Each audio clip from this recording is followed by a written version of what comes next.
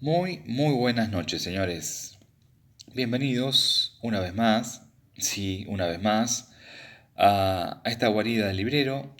Digo una vez más porque ayer justamente subí un nuevo video y hoy quise retomar un poco el tema de los cuentos, la lectura de cuentos, que lo tenemos un poco rezagado, ahí está, la tenemos abandonada.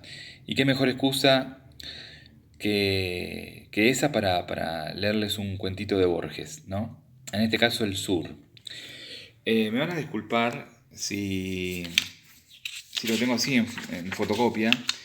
Lo que pasa es que ayer estuve toda la noche revolviendo ahí los libros y no puedo, les juro que no puedo encontrar ficciones, no sé dónde fue a parar, no sé si lo presté, si lo regalé.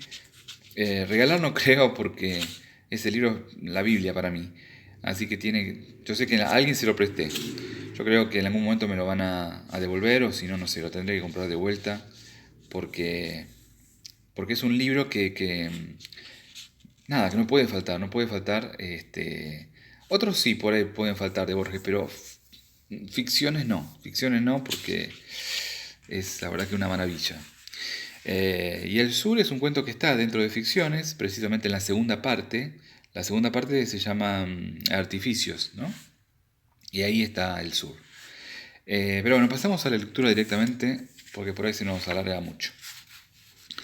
El Sur, Jorge Luis Borges. El hombre que desembarcó en Buenos Aires en 1871 se llamaba Johannes Dahlmann y era pastor de la iglesia evangélica.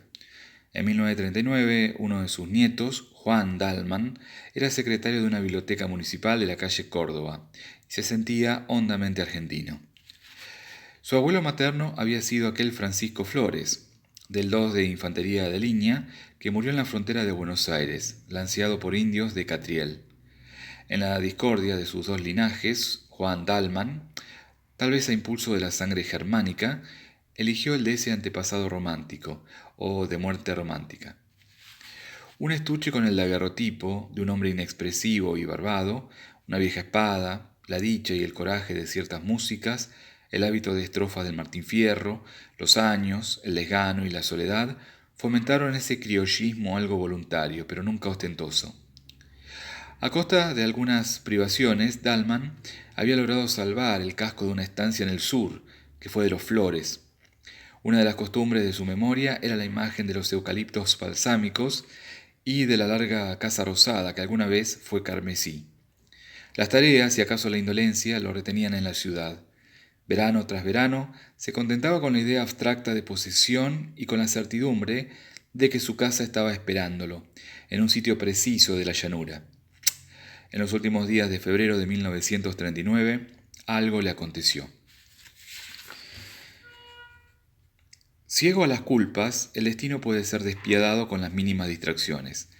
Dalman había conseguido, esa tarde, un ejemplar descabalado de las Mil y una noches de Weil. Ávido de examinar ese hallazgo, no esperó que bajara el ascensor y subió con apuro las escaleras. Algo en la oscuridad le rozó la frente. ¿Un murciélago? ¿Un pájaro? En la cara de la mujer que le abrió la puerta vio grabado el horror, y la mano que se pasó por la frente salió roja de sangre. La arista de un batiente recién pintado que alguien se olvidó de cerrar le habría hecho esa herida. Dalman logró dormir, pero a la madrugada estaba despierto, y desde aquella hora el sabor de todas las cosas fue atroz. La fiebre los gastó y las ilustraciones de las Mil y una noches sirvieron para decorar pesadillas. Amigos y parientes lo visitaban y con exagerada sonrisa le repetían que lo llamaban muy bien. Dalman los oía con una especie de débil estupor y le maravillaba que no supieran que estaba en el infierno. 8 días pasaron como 8 siglos. Una tarde, el médico habitual se presentó con un médico nuevo y lo condujeron a un sanatorio de la calle Ecuador, porque era indispensable sacarle una radiografía. Dalman, en el coche de plaza que lo llevó, pensó que en una habitación que no fuera la suya podría al fin dormir. Se sintió feliz y conversador. En cuanto llegó, lo desvistieron. Le raparon la cabeza, lo sujetaron con metales a una camilla, lo iluminaron hasta la ceguera y el vértigo. lo ocultaron y un hombre enmascarado le clavó una aguja en el brazo. Se despertó con náuseas, vendado, en una celda que tenía algo de pozo, y en los días y noches que siguieron a la operación pudo entender que apenas había estado hasta entonces en un arrabal del infierno. El hielo no dejaba en su boca el menor rastro de frescura. En esos días Dalman minuciosamente se odió. Odió su identidad, sus necesidades corporales, su humillación, la barba que le erizaba la cara. Sufrió con estoicismo las curaciones, que eran muy dolorosas, pero cuando el cirujano le dijo que había estado a punto de morir de una septicemia, Dalman se echó a llorar, condolido de su destino. La miseria física y la incesante previsión de las malas noches no le habían dejado pensar en algo tan abstracto como la muerte. Otro día, el cirujano le dijo que estaba reponiéndose y que muy pronto podría ir a convalecer a la estancia. Increíblemente, el día prometido llegó. A la realidad le gustan las simetrías y los leves anacronismos. Dalman había llegado al sanatorio en un coche de plaza y ahora un coche de plaza lo llevaba a Constitución. La primera frescura del otoño, después de la opresión del verano, era como un símbolo natural de su destino rescatado de la muerte y la fiebre. La ciudad, a las 7 de la mañana, no había perdido ese aire de casa vieja que le infunde la noche. Las casas eran como largos zaguanes, las plazas como patios. Dalman la reconocía con felicidad y con un principio de vértigo. Unos segundos antes de que la registraran sus ojos, recordaba las esquinas, las carteleras, las modestas diferencias de Buenos Aires. En la luz amarilla del nuevo día, todas las cosas regresaban a él. Nadie ignora que el sur empieza del otro lado de Rivadavia. Dalman solía repetir que ello no es una convención y que quien atraviesa esa calle entra en un mundo más antiguo y más firme. Desde el coche buscaba entre la nueva edificación, la ventana de rejas, el llamador, el arco de la puerta, el zaguán, el íntimo patio. En el hall de la estación advirtió que faltaban 30 minutos. Recordó bruscamente que en un café de la calle Brasil, a pocos metros de la casa de Irigoyen, había un enorme gato que se dejaba acariciar por la gente como una divinidad desdeñosa. Entró. Ahí estaba el gato, dormido. Pidió una taza de café, la endulzó lentamente, la probó, ese placer le había sido vedado en la clínica, y pensó, mientras alisaba el negro pelaje, que aquel contacto era ilusorio y que estaban como separados por un cristal. Porque el hombre vive en el tiempo, en la sucesión, y el mágico animal en la actualidad, en la eternidad del instante. A lo largo del penúltimo andén el tren esperaba. Dalman recorrió los vagones y dio con uno casi vacío. Acomodó en la red la valija. Cuando los coches arrancaron, la abrió y sacó, tras alguna vacilación, el primer tomo de Las Mil y Una Noches. Viajar con este libro, tan vinculado a la historia de su desdicha, era una afirmación de que esa desdicha había sido anulada y un desafío alegre y secreto a las frustradas fuerzas del mal. A los lados del tren, la ciudad se desgarraba en suburbios. Esta visión y luego la de jardines y quintas demoraron el principio de la lectura. La verdad es que Dalman leyó poco. La montaña de piedra imán y el genio que ha jurado matar a su bienhechor eran, quien lo niega, maravillosos, pero no mucho más que la mañana y que el hecho de ser. La felicidad lo distraía de Sharazad y de sus milagros superfluos. Dalman cerraba el libro y se dejaba simplemente vivir. El almuerzo, un caldo servido en boles de metal reluciente, como en los ya remotos veraneos de la niñez, fue otro goce tranquilo y agradecido. Mañana me despertaré en la estancia, pensaba, y era como si a un tiempo fuera dos hombres, el que avanzaba por el día otoñal y por la geografía de la patria, y el otro, encarcelado en un sanatorio y sujeto a metódicas servidumbres. Vio casas de ladrillo sin revocar, esquinadas y largas, infinitamente mirando pasar los trenes. Vio jinetes en los terrosos caminos. Vio zanjas y lagunas y hacienda. Vio largas nubes luminosas que parecían de mármol y todas estas cosas eran casuales, como sueños de la llanura. También creyó reconocer árboles y sembrados que no hubiera podido nombrar, porque su directo conocimiento de la campaña era harto inferior a su conocimiento nostálgico y literario. Alguna vez durmió y en sus sueños estaba el ímpetu del tren. Ya el blanco sol intolerable de las 12 del día era el sol amarillo que precede al anochecer y no tardaría en ser rojo. También el coche era distinto. No era el que fue en Constitución al dejar el andén. La llanura y las horas lo habían atravesado y transfigurado. Afuera la móvil sombra del vagón se alargaba hacia el horizonte. No turbaban la tierra elemental, ni poblaciones, ni otros signos humanos. Todo era vasto, pero al mismo tiempo era íntimo y de alguna manera secreto. En el campo desaforado a veces no había otra cosa que un toro. La soledad era perfecta y tal vez hostil, y Dalman pudo sospechar que viajaba al pasado y no solo al sur. De esa conjetura fantástica lo distrajo el inspector, que al ver su boleto le advirtió que el tren no lo dejaría en la estación de siempre, sino en otra, un poco anterior y apenas conocida por Dalman. El hombre añadió una explicación que Dalman no trató de entender, ni siquiera de oír, porque el mecanismo de los hechos no le importaba. El tren laboriosamente se detuvo, casi en medio del campo. Del otro lado de las vías quedaba la estación, que era poco más que un andén con un cobertizo.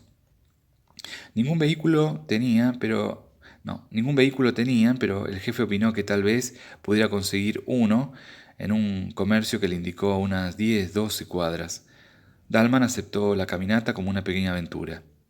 Ya se había hundido el sol, pero un esplendor final exaltaba la viva y silenciosa llanura, antes de que la borrara la noche.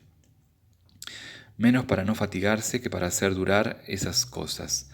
Dalman caminaba despacio, aspirando con grave felicidad el olor del trébol. El almacén alguna vez había sido punzó, pero los años habían mitigado para su bien ese color violento. Algo en su pobre arquitectura le recordó un grabado en acero, acaso de una vieja edición de Pablo y Virginia. Atados al palenque había unos caballos.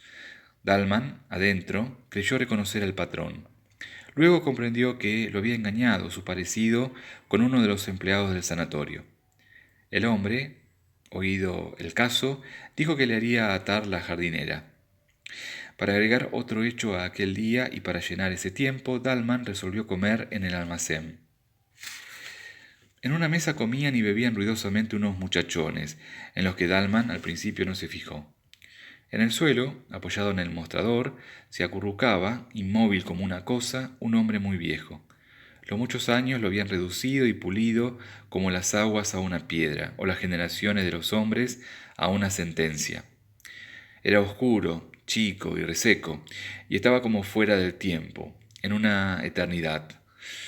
Dalman registró con satisfacción la vincha, el poncho de bayeta, el largo chiripá y la bota de potro, y se dijo, rememorando inútiles discusiones con gente de los partidos del norte o con entrerrianos, que gauchos de esos ya no quedan más que en el sur. Dalman se acomodó junto a la ventana. La oscuridad fue quedándose con el campo, pero su olor y sus rumores aún le llegaban entre los barrotes de hierro. El patrón le trajo sardinas y después carne asada. Dalman las empujó con unos vasos de vino tinto. Ocioso, paladeaba el áspero sabor y dejaba errar la mirada por el local, ya un poco soñolienta. La lámpara de querosén pendía de uno de los tirantes. Los parroquianos de la otra mesa eran 3. 2 parecían peones de chacra. Otro, de rasgos achinados y torpes, bebía con el chambergo puesto. Dalman, de pronto, sintió un leve roce en la cara. Junto al vaso ordinario de vidrio turbio, sobre una de las rayas del mantel, había una bolita de miga. Eso era todo, pero alguien se la había tirado. Los de la otra mesa parecían ajenos a él. Dalman, perplejo, decidió que nada había ocurrido y abrió el volumen de Las Mil y Una Noches, como para tapar la realidad. Otra bolita la alcanzó a los pocos minutos, y esta vez los peones se rieron. Dalman se dijo que no estaba asustado, pero que sería un disparate que él, un convaleciente, se dejara arrastrar por desconocidos a una pelea confusa. Resolvió salir. Ya estaba de pie cuando el patrón se le acercó y lo exhortó con voz alarmada. Señor Dalman, no les haga caso a esos mozos, que están medio alegres. Dalman no se extrañó de que el otro ahora lo conociera, pero sintió que estas palabras conciliadoras agravaban, de hecho, la situación. Antes, la provocación de los peones era a una cara accidental, casi a nadie. Ahora iba contra él y contra su nombre, y lo sabrían los vecinos. Dalman hizo a un lado al patrón, se enfrentó con los peones y les preguntó qué andaban buscando. El compadrito de la cara achinada se paró, tambaleándose. A un paso de Juan Dalman, lo injurió a gritos, como si estuviera muy lejos. Jugaba a exagerar su borrachera y esa exageración era otra ferocidad y una burla. Entre malas palabras y obscenidades, tiró al aire un largo cuchillo. Lo siguió con los ojos, lo barajó e invitó a Dalman a pelear. El patrón objetó con trémula voz que Dalman estaba desarmado. En ese punto, algo imprevisible ocurrió. Desde un rincón, el viejo gaucho estático, en el que Dalman vio una cifra del sur que era suyo, le tiró una daga desnuda que vino a caer a sus pies. Era como si el sur hubiera resuelto que Dalman aceptara el duelo. Dalman se inclinó a recoger la daga y sintió dos cosas. La primera, que ese acto casi instintivo lo comprometía a pelear. La segunda, que el arma, en su mano torpe, no serviría para defenderlo, sino para justificar que lo mataran. Alguna vez había jugado con un puñal, como todos los hombres, pero su esgrima no pasaba de una noción de que los golpes deben ir hacia arriba y con el filo para adentro. No hubieran permitido en el sanatorio que me pasaran estas cosas, pensó. Vamos saliendo, dijo el otro. Salieron, y si en Dalman no había esperanza, tampoco había temor. Sintió, al atravesar el umbral, que morir en una pelea a cuchillo, a cielo abierto y acometiendo, hubiera sido una liberación para él, una felicidad y una fiesta en la primera noche del sanatorio, cuando le clavaron la aguja. Sintió que si él entonces hubiera podido elegir o soñar su muerte, esta es la muerte que hubiera elegido o soñado. Dalman empuña con firmeza el cuchillo, que acaso no sabrá manejar, y sale a la llanura. Muy bien, señores. Excelente, excelente cuento. Como les dije, pertenece al libro Ficciones de Borges y precisamente está en la segunda parte, en Artificios. Es por momentos autobiográfico, ¿no? La verdad que es para analizar, para leerlo 10 veces, porque uno siempre le encuentra detalles, cosas, ¿no? Interesantes. Tiene muchas formas de lectura, se puede leer de distintas maneras, como un cuento fantástico, bueno, en fin. Espero que les haya gustado y nada, nos vemos en el próximo videito. Les deseo un feliz fin de semana y se me cuidan.